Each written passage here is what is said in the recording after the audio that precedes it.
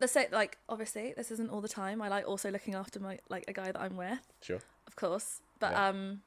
I think it is something nice about, like, them taking you out for dinner, or like them like treating you really well, and kind of accepting that, like, feminine thing of being looked after. Yeah. And this isn't the only reason I like that, is because I know that I can look after myself as well. Okay. So it's like, I think if I wasn't able to look after myself, then I think that would be dipping into this, like, anti-feminist thing of, like, a guy has to look after me. Right. But it's when it's kind of like a bit of a novelty, or like something that's fun because they're like treating you and like looking after you well. I hear that. Yeah. I mean, I guess everyone likes to be treated, but I hear that. Do you like to feel safe with a guy? Like, you feel like he could protect you? Yeah, absolutely. Yeah.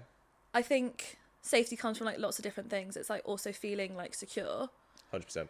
that person isn't gonna, like, go around, or they're suddenly gonna lose interest or something like that. Like, that is such a Or like emotional security, you mean? emotional security. Sure. Feeling safe. Yeah, absolutely. I mean, I think it's really nice that, like, if I went out and then someone started hitting on me, someone would defend me. Yeah. Like, I think that's, again, I can be kind of scrappy, like, I can defend myself as well. But it would be nice to know that She ain't someone afraid would of a also, scrap. yeah. It would be nice to know that, like, yeah, someone was also there looking after me. Yeah. But again, this only comes down to the thing that I know full well that I could also do that myself. If a guy, like, tried to, like, was being forceful with you or something, like, yeah. Yeah, I hear that. Yeah, I think I feel like I feel like because of this whole thing of narrative of a woman a woman almost feeling like, in the eyes of society, has to be this strong, independent woman who can do everything herself. I think in dating with men, I think there are some elements of that really hold a lot of women back. Yeah. Because I think it's like, you know, it's like, oh, if a woman's like in a supermarket and there's like a jar on the top shelf, right? It's a little bit out of her reach, and there's a guy. She'll feel like, oh, instead of asking the guy to help me, I'm going to prove that I can do it myself. Yeah. And one thing I always say, that it is powerful to be served, right? And men want to serve the women they care about. Yeah. Right. So it's like, and I think it's really important for a lot of women to understand that letting a guy serve you doesn't make you weak. And it doesn't mean that you are weak. It's kind of saying, like, if I use the example with the getting the jar from the top shelf, it's like saying to your man, it's like, okay, I could get it. Yeah.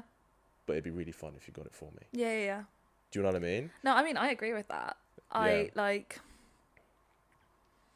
Because I think, honestly, like, if a guy was doing that kind of stuff for me, it would make me feel good about, like, his feelings towards me. Yeah, of course. So I'm like, he's putting himself out there, like, he's doing all of this to help me. Yeah. And guys naturally want to do that. Yeah, so that would never, like, scare me away. But again, it goes back to the thing of me knowing that, like, I could still do it myself. Yeah. It's not like I'm doing it because I need him. Yeah. Because that would then make me feel, like, weak because I actually can't do the things. But letting someone do it is different. Yeah. I think it's like, I think it's, you know, like, you know, the late Queen, for example, would be King Charles now. But if you use the late Queen as an example, like, she was powerful because everyone served her. She didn't do a single thing herself. But no one would ever say that she was a weak woman. Yeah. Do you know what I mean? No one would ever say that, you know, for what she's done. This literally happened to me the other day, and I'll probably get some hate for this, but I'm just going to be honest. I was on my way to an audition the other day. Yeah.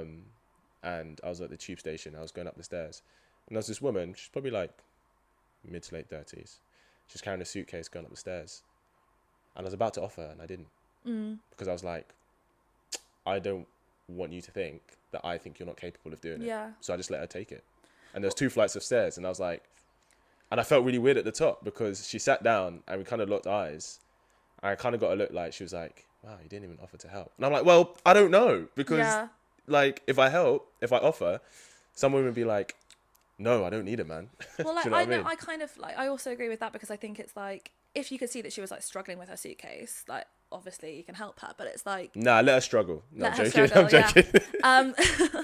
If you can see that she's, like, struggling with her suitcase, then you can, like, offer to help, but it's a kind of assumption that because she's a woman, I should be helping her, which isn't the case. Like, if she's like, was she fine carrying her suitcase? She was actually. She was fine. That's true. So Yeah. For me, like when I carry my suitcase up a flight of stairs, I don't expect anyone to help me because I'm absolutely fine carrying my suitcase up. Yeah, of course. But like if it's like super heavy and I'm actually struggling and then someone wanted to come and help me, fine. Yeah, that makes sense. And like obviously if they're older or if they're like got lots of things with them, help them. Brilliant. Yeah. But if she was much older, I would have just probably taken it out of hands anyway, regardless.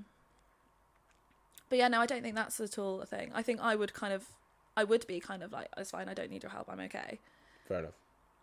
So I was right not to offer. I think I'd say so. Okay. People might agree. People might disagree, but I hear that. Is there anything else you want to bring to the table? It's going back to a question that you've asked me. Go on. Why do you think guys want to be this kind of like valiant white knight kind of thing? I don't think it's that guys necessarily having their heads like, oh, I have to be this kind of man. I think that, and this is a generalization, but we talked about masculine and feminine. The one thing that's very a pillar of femininity is to receive. Yeah. Right? Which is why I said like receiving service from a man, letting a man serve you. Yeah. Right? Not sound crude, but the vagina receives, right? The feminine receives, right? The masculine protects the feminine. And that's not even necessarily saying men protect women, though that is obviously the case, but we all have masculine and feminine inside us, right? If you're going to fight and you're having a confrontation, that's the masculine energy. That's the side of you coming out, because the masculine protects the feminine. A lot of the time, people... some women who maybe have had terrible experiences with guys, whatever, and they have a massive guard up and they can come across as quite maybe abrasive or aggressive. Yeah. That's her masculine protecting the vulnerable side inside her, right? So if a guy is in his masculine with a woman, it's natural for him to, this is how I show my love to her, which is to protect her, to provide security, to make sure she feels safe, to know that she can trust me and rely on me. So, I think for most men, that's generally it. Yeah, there are a few guys that are like, I have to be this kind of guy. Do you know what I mean? For whatever reason. But yeah, I think it's just because naturally, I think that's how naturally the masculine protects the feminine. That happens within ourselves, but I think that dynamic happens within relationships. Do you know? Pow.